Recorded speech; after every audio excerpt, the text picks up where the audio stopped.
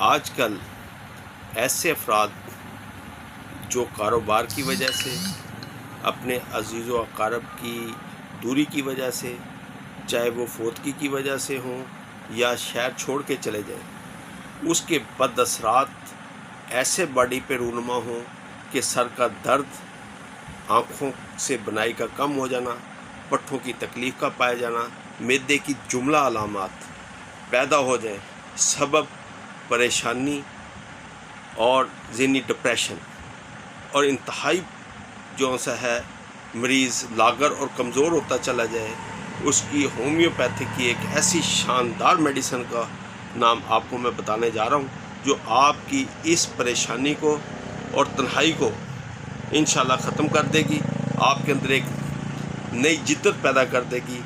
उस दवाई का नाम है अग्नीशिया। अग्नीशिया 200 की एक खुराक आप रोज़ाना रात को लें, उससे आपका तमाम निज़ाम इंशाल्लाह बेहतर हो जाएगा, जिसका सबब परेशानी, टेंशन और डिप्रेशन है। रोज़ाना अग्नीशिया के 200 कतरे रात को लें और इंशाल्लाह आप बहुत तेज़ी के साथ शफ़ा की तरफ आएंगे। अस्सलाम वालेकुम।